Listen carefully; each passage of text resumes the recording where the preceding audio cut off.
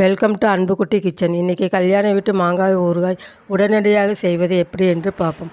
இந்த ஊறுகாய் 3 மாதம் ஆனாலும் கெட்டு போகாது. செய்முறை: எண்ணெய் ஊற்றாமல் வெறும் கடாயில் 1 டேபிள் ஸ்பூன் கடுகு, 1/2 ஸ்பூன் வெந்தயம் போட்டு வறுக்க வேண்டும்.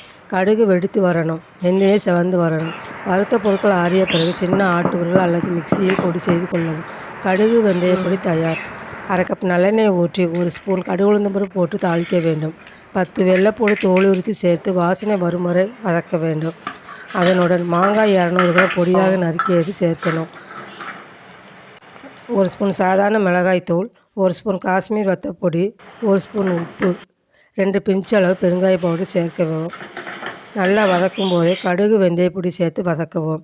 பொடி வாடை போனதும் அதாவது பச்சை வாடை போனதும் ஊறுகாயில் எண்ணெய் பிரிந்து வரும்போது அந்த ஸ்டேஜில் மாங்காய் ஊறுகாய் ரெடி.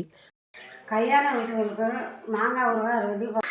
குறிப்பு: ஊறுகாயில் சுவை கூட்டுவது இந்த கடுகு வெந்தய பொடி தான். நல்லெண்ணெய் செய்தால் சுவை கூடும். கடுகு வெடிக்காமல் இருந்தாலும் ஊறுகாய் கசந்து விடும். வெந்தயம் அதிகம் சேர்த்தாலும் ஊறுகாய் கசந்து விடும். மாங்காய் ஊறுகாய் செய்து பார்த்து கமெண்ட் சொல்லவும். கூடவே சப்ஸ்கிரைப், பெல் பட்டன், லைக் பண்ணவும். தேங்க்யூ.